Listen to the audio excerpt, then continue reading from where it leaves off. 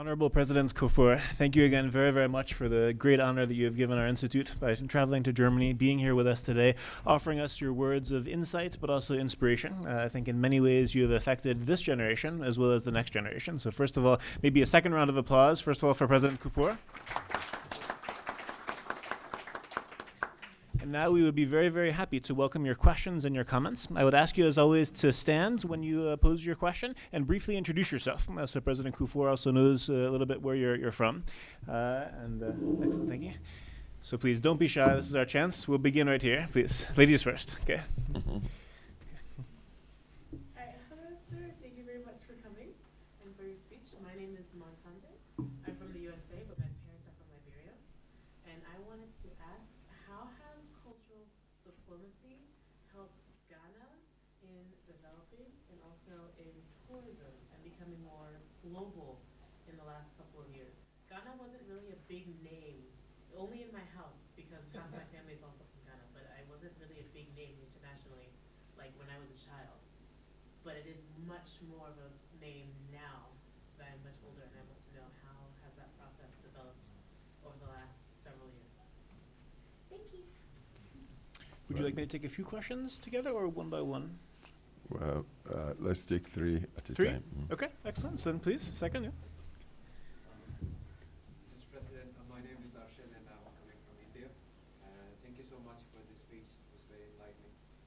I'd like to ask about the climate change in itself. Like Sub-Saharan Africa is one of the regions that is most affected by climate change and is being affected year after year. And with migration, with the climate change comes migration, and we can see like nations like Sudan and Nigeria are coming up with certain economic policies to cope up with migrants that are coming from other affected areas of the world. What do you think?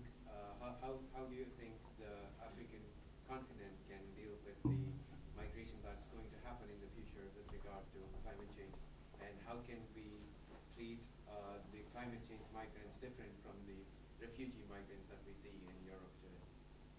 Excellent. Is there a third question, please? My name is Deborah. I'm from Nigeria. I would like to ask, with regards to what you said about Africans migrating, are there steps, are there measures that the AU is working or trying to implement to stop this? And as well, I'm sure everybody would relate to the fact that there are a lot of Africans in diaspora doing very good stuff in other people's country that we can identify to. So what is the AU doing to ensure that these people come back home and invest rather in African countries? Thank you. First one from the American Liberian. Cultural diplomacy served to Ghana. It's, the world has opened up quite well over, say, the past 3 or 4 decades. People are traveling and come from all corners. There's serious mobility from east and west, north, south. And they go for education, for search of roots, especially the African American, for instance. They want to come back to the continent to see where their forebears were taken from, to cross the Atlantic to go to America. Some come for leisure. And you come to Ghana, there's a lot of history, because I think on the west coast of Africa, you see more castles that the colonialists built. I think Ghana alone can boast of more than 30 castles, most of which were used for slave trading. So people in diaspora would come and see these castles with a lot of emotion. Of course, when they come, they also come with resources, which in a way serve to also improve the economy. Then the bonds, the relationship bonds, is also deepened and strengthened. That has helped. Then we've got forest cover. The country, small country though, I think size is about 200 and something square kilometers, but it has 2 vegetational covers. The tropical rainforest area, and then the savanna along the strip of the coast from the capital towards Togo, savanna vegetation. But as you move to the middle point of the country, towards the Sahelian parts, you see the savanna. And these vegetations, especially in the north, you come across the big animals. You have some elephants. We have a few lions and leopards. We have, is it buffalo? And other animals. And crocodiles right in the north of the country. And it's a strange thing. I presume it's only in Ghana you see crocodiles that humans can play with. They're huge crocodiles. They crawl out of ponds, and it's like they've been trained for humans. Some can even go and sit on them and then take photographs. And these crocodiles wouldn't even try to do any harm. All they take for the tip is a hen or so, a fowl that is thrown, and then they'll show their teeth and grab it, and then just crawl back into the pond. It's in Ghana, and it's attracting a lot of visitors to come and see. So the country is benefiting. The country is learning from the stream of visitors who come. And also, the visitors, I presume, also learn of history and the fauna and flora of the country. Very interesting. Then politically, we should not forget Ghana was the first country sub of the Sahara to have gained political independence from colonialism, and set the pace from the first president who sponsored many liberation struggles, and in the east of the continent, southern Africa, and many others. So again, through this political thing, Ghana becomes like a gateway and also a mecca politically for people to come. And Ghana has benefited immensely from the cultural diplomacy. We've also got some cultural practices that perhaps are unique, but you need to come and see for yourselves. And then secondly, our friend from India on climate change, where even some African governments are adopting policies to keep out migrants. I don't think the policies are specifically designed to stop migrants coming in because of the impact of climate change. They don't talk climate change. That's not what I meant. Policies that are enacted to welcome refugees from other countries. Oh, well. Sudan is welcoming from. Yes. That's good, but you introduce climate change. That's why I was reacting. Yes, everybody now is fast becoming aware of climate change because our climate or weather, in a way, has changed. Rains do not come when they used to come. And droughts also occur when they shouldn't occur. But when they do come, they come with such harshness and severity that everybody is awakening, because the people see the impact of the change on agriculture and on livelihoods. And the Ministry of Agriculture, government generally, are talking about the effects and advising through extension services on how people should organize their affairs to save their endeavors from deluges, flooding, washing their farms off or in drought, what to do, how to use irrigation. For instance, the current government, which took office last year, January, is talking of one dam, one village, to conserve water when, say, the rains come, so that into the dry times, the farmers could still go about their agriculture. But with policies of welcoming, Africa has 5 groupings now. In West Africa, we have what we call ECOWAS, Economic Community of West African States, designed to create a customs union for free movement of people and goods to trade, because together, West Africa, I believe, would constitute a market of something like about 200 to 300 million people. That's a serious market. And with the burden in industries and investments, when you have a market like that, then you are creating wealth, you are also creating jobs. It wouldn't be necessary for, say, small countries, youth to drift outside to seek jobs and livelihoods. It's the same in East Africa, which has also a community, and then South Africa has SADC, Central Africa, and even the Maghreb in the north.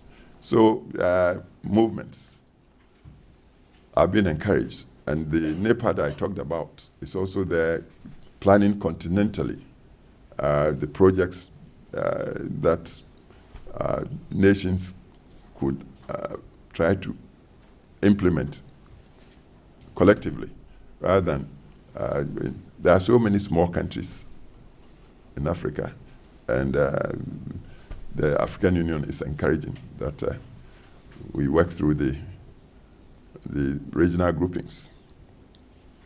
And then Nigeria, migration. What AU is doing to stop migration. The AU, as at now, is not doing anything in terms of putting policing systems in place to stop the youth from going. I don't think AU can do it.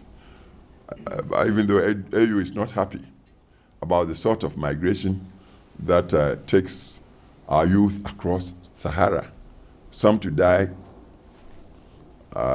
in the harshness of the desert, and then from there to Europe across Mediterranean in dingy boats, some of which get capsized for our youth to lose their lives. No, AU is not happy. There's no country in Africa that would endorse this. The alternative, though, is that AU is advocating strongly investments, giving the youth a prospect of gainful employment and livelihood on the continent. AU is encouraging it, and this is why it set up New Partnership for Africa's Development. It sees that whereas a few countries on the continent perhaps are well off enough, attracting investments to create jobs for the youth, many are not so capable. But the resources are there, natural resources. If you are talking of fertile lands with good water courses, if you are talking of minerals, the sun is also there abundantly.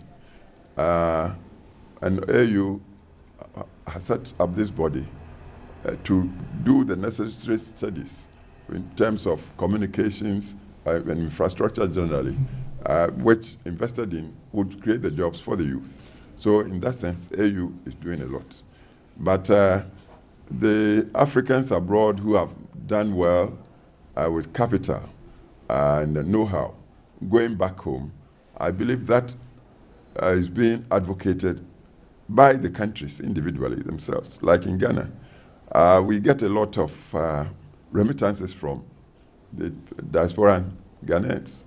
I believe now, in some years, repatriate as much as, say, $2, $3, $4 billion United States dollars, which is, I believe, quite significant.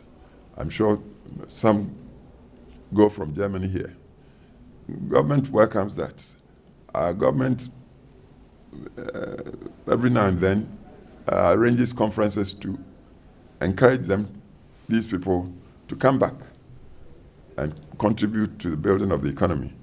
But we also see that whereas before we used to term they are going away as brain drain, especially the well-trained professionals, doctors, engineers, going to, say, Europe or the Middle East to seek employment. We also see that somehow we also get some benefits with some of those who are outside, as they remittances. And occasionally, say the doctors especially, they arrange to come back home with batches of doctors, professionals that would be very hard to come by, to come and render voluntary services in communities, say, to help with optics, eye operations, or even internal organs operations. They come to help and help for free. So it is beginning to be a two-way affair. Yes, they went away seeming to deprive us, but they didn't forget they sent back monies, and then they are tending to bring their professional colleagues to come and render services that we wouldn't otherwise easily come by. So this is what is working now.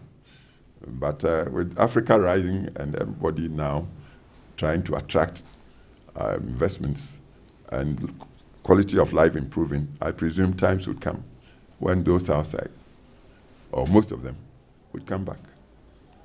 Okay. Thank you. Can we do a second round of questions? Is Yes, that okay? yes. Okay. First of all, an applause for the first round of questions.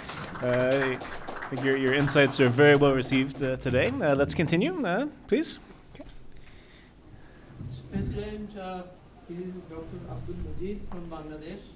I had the opportunity to visit your great country in 2005 in connection with the OECD conference on aid harmonization. Yeah. At that time, you were the president of the country from January 7 to 2000 on to January 7 to 2009. You were the president. Yes. And you were also the chairman of the African Union in 2007 and 8. All right. So I am a very great admirer. And you have rightly pointed out that the crocodiles even, they are so furious, but they are not so harmful. I still remember, I saw 3 cats, you see, very beautiful cats. And I found them that they were very thoughtful nearby our hotel. Yeah. And I thought that, I have those pictures also, that even the cats of your great country, they were seemed to me that they were very thoughtful, maybe more, in doing something. My only one question is this, that, you have already mentioned that by 2050, most of the people, about the 50% of the people will be from the Africa. Yeah. So we are thinking about the demographic dividend, that the age group wise people are coming up, but if we cannot use them or train them or make them in such a way, otherwise they might be the demographic disaster. Yes. As in my country also and in some other countries also, this has been the problem. So we are looking for, and that is how we are requesting UE that make some problem plans in the morning. There were some deliberations on these issues. That quality education, Yes. and technical education, and the education that can create a manpower, human resources developed. If it is not done or cannot be done with it, then the people will be derailed, they may be terrorists, they may go errant. So that's why that imminent danger is coming up. If this demographic dividend has to be taken into in our side, then it should be done. Otherwise, it will create a dividend disaster, and that will be very bad for all of us. Yeah. Thank you. Thank you very much for your contribution. It's a fact, and that's what I try to address, that if Africa alone is going to have half the population of the world by end of this century. The people are not prepared, well prepared. Then they could become a source. Yes, it would be a big market. That's where perhaps the dividend would be. But at the same time, this huge population could also become a source of miscreants and all sorts of people who, out of frustration, might resort to things that would damage the entire global community, especially with the mobility that's happening now, with planes and IT, technology, and all sorts of things. And this is why I believe it's important that the global community should look towards Africa to cooperate with the continental organization and the individual countries to prepare the people so that the investment that must take place on the continent would yield for the investors as well as the local people fairly. So then when the population is big, everybody would come to the market. Africa would become the central market of the world, but with the people locally also being able to participate in the market gamefully. So I agree with you entirely.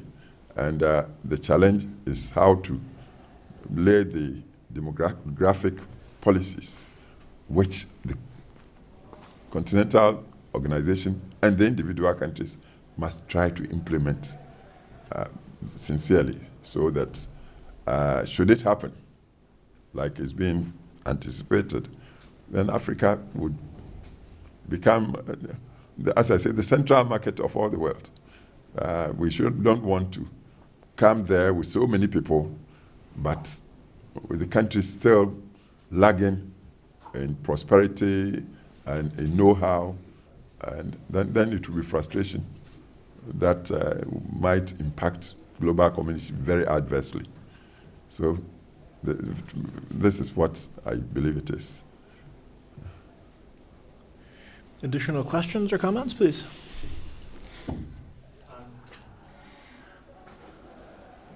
Joseph, California, United States. Thank you, Mr. President. My question is on the difficult question of difficult solution to providing power to the people of Ghana and also Africa. As we're looking at renewable energy as a way of combating climate change, but we're also seeing the irreversible damage from hydropower, whether it be from the large dams that China did or in Brazil, with displacing of peoples, erosion, and also the destruction of soil. So my question will be, how can we lean more into renewable energy without destroying our arable lands, and also without manipulating our waterways in such a way where it's going to be destructive to the villagers as well as national economy. Yeah. You are right there. We see, we've come to the technological age. You don't talk technology without science. So scientific research with guidance for policy and also implementation of policy within the communities, I believe is the most crucial thing. You can't really develop now without resort to science and technology. So it's same science that not too long ago advocated hydro energy. Now science has come back to say, look, don't do it in excess. Look at other renewables like solar, like even wave energy in the sea. In Kenya now they are doing geothermal.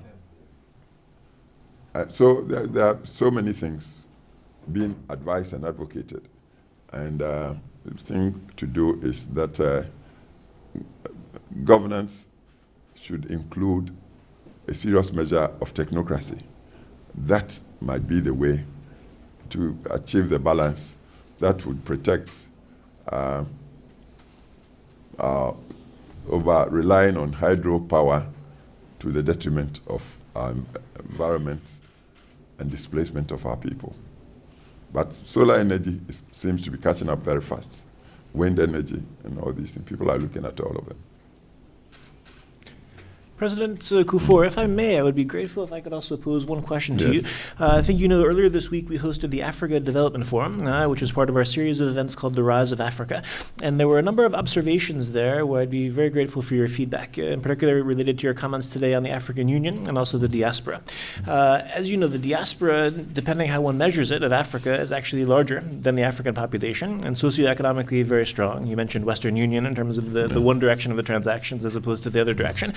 One of the observations we made this week as well, however, it tends to be relatively fragmented. Ghana, diaspora works with Ghana, Nigeria with Nigeria.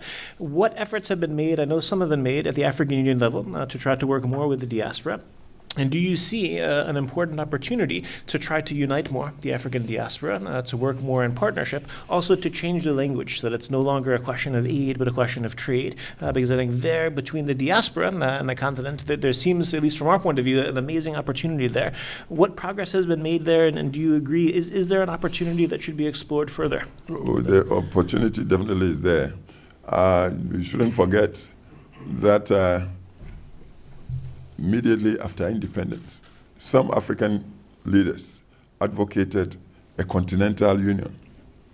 And Kwame Nkrumah of Ghana, my predecessor, who led in this advocacy. Continental union. And this vision, I believe, is still locked in the affairs of the African Union. The only way is that whereas the immediate post-independence time some of the leaders advocated immediate continental union, and others resisted because they thought it wouldn't be feasible. They didn't have the administrative organization to be able to run a continental, and Africa is a huge continent of over 55 countries at different levels of development, and then with the colonial history, some were, say, Anglophone, others Francophone, others Lusophone, with, say, Ethiopia being the one country that was never colonized, and everybody was coming with different languages, different cultures, and stages of economic development. So that was, but within the years, and it's about 60 years averagely of independence, what's happening is the regional groupings, like in West Africa, we're trying to create a market of West Africa, of countries, some coming from Francophone background, with different currencies, some Anglophone. It's happening. And just about 2-3 weeks ago, I believe the heads of states gathered in Accra to contemplate on adopting a single currency, monetary. They are being realistic and hard-headed. They know that it might not be easy, but at least they've set up an organization of professionals across the divides to try to see how, say, by a few years later, we might come to use this currency. Well, should we succeed? And it's not just the currency. We're talking of networking through infrastructural mechanisms like rail, like road, West Africa Highway, from, say, Nigeria all the way to Senegal. When you look at it, this is going on here. East Africa is doing the same. Southern Africa is doing the same. Through this, I believe diaspora and investment goes where it believes it will make the profit. When people begin to see that truly the economy is shaped with prospects of good returns on investment, then they will come, and the diaspora in particular might be in the leadership to try to come back, because the potential is very big there. It's been said that it should be easier to make for an investor the next round of $1 million in Africa than, say, in the United States or in Europe. And if investment really moves for profit, then Africa, and I believe the countries are shaping themselves. Incidentally, the Continental Union has also added to its 5 regional groupings a 6th for the African diaspora. And the diaspora here is not just people who are, say, current Africans, but the African Americans or people of African descent. They are all supposed to be there. And there's an ambassador for this group advocating, looking back to the continent, who attends African Union summits. So this is what is happening.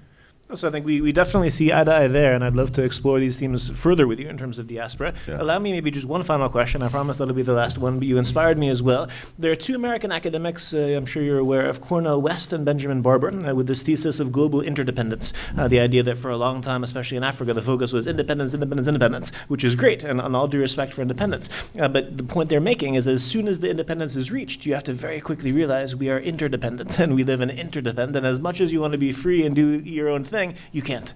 And in that sense, I wanted to pose a question as well. There was also a thesis earlier this week in the African Development Forum. You just made a reference to it as well. The political map of Africa has very little to do, actually, with the cultural map of Africa. And another book of Benjamin Barber is the title, Why Mayors Should Rule the World. And his main thesis there is that the nation state itself is becoming yet less useful as a way of grouping different bodies of individuals together. And I think Africa is an extreme case, where, I mean, Nigeria, we were talking about earlier, over 300 languages and tribes. You know, how does one pinpoint and say this is Nigerian identity? And obviously that's true of many African states. So just as a question looking ahead, could you envision other ways in which, you know, we may also work with Africa? I mean, we have the African Union, there are different groupings, as you said. You know, will the map of Africa stay as it is? Or are there more efficient ways of trying to get results? The thesis of Barber is that a mayor has to make sure that, you know, the streets are paved, the fire department works, police department, and in some ways is actually more accountable, and it has to be more efficient than actually the national level. So it's a big question looking more to the future, but how do you see, let's say, the evolution of Africa and also the ways in which the rest of the world can work with Africa?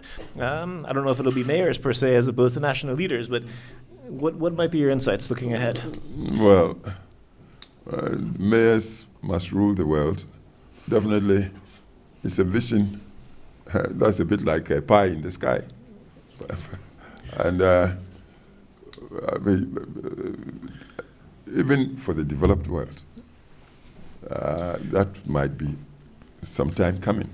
But in Africa, yes, we talked independence because the continent, or sub-Saharan Africa in the main,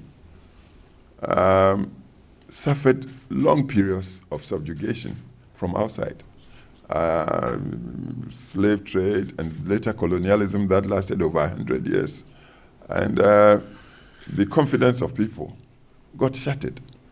We found ourselves sort of encased in artificial boundaries with languages and cultures of the colonialists who didn't cooperate with each other. Like, you come to Ghana, there's a boundary between Ghana and Cote d'Ivoire. This boundary was drawn irrespective of the cultural relationships between people on either side of the border. For a period of 100 years then, and through education, the peoples of these two countries got, if you like, disorientated to think not of each other as of the same, say, tribal or clan.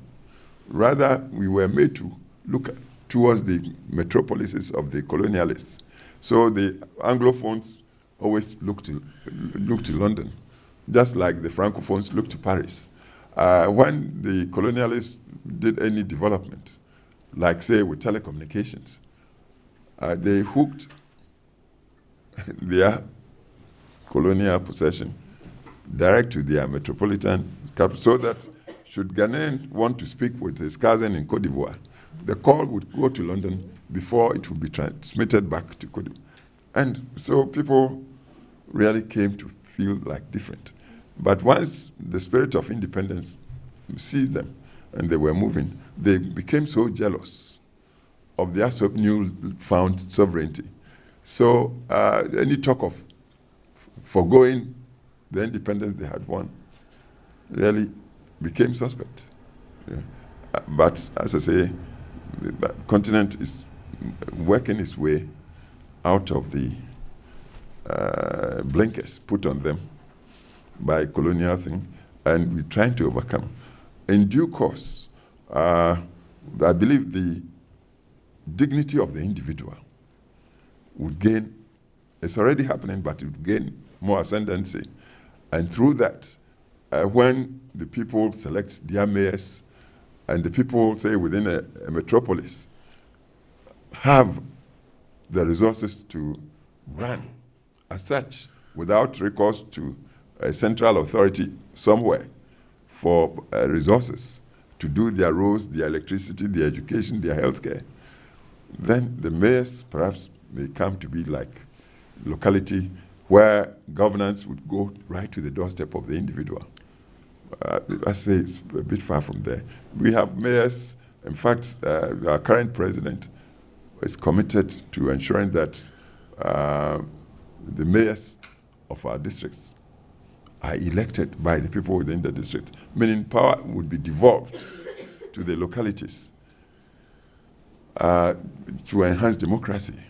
But the question is, would these localities be resourced enough to operate without recourse back to the central authority for at least top-up and things like that? So this is the question that's being worked on. And it's not only in Ghana, I believe it's on the whole of the continent. But by and by, after all, the world is envisioning a global village where cultures would be shared, where the dignity of man would be secured and preserved, where perhaps nation states may not be as strong and as relevant as they are now. I believe it's a continental and global challenge, but the movement seems to be in the direction. It may take 100 years or longer, but as of now, I think one answer might be in the strengthening of the African Union as a whole, and that framework itself might make the process easier. Well, that's the continental government. But even there, when you are talking of devolution of power, you see that the union might come to depend not so much on the nation states, member states, as the local mayor, who in turn would be very accountable to the citizen who is alert to demand accountability and transparency of the mayor. And this may apply across the board. President Kufuor, you have been so generous. First of all, to come and grace us also with your presence, the speech, also for engaging us in questions. I'm sure there's many more questions, but I also know it's been a very long day for you as well. So I think we should probably come to a conclusion, even though I'm sure there's many, many more questions we would like to ask. But before we do that, I think we definitely would like to first of all express our gratitude to you once again. So first of all, I'd like to ask everyone to please join together to express our sincere gratitude to President Kufuor.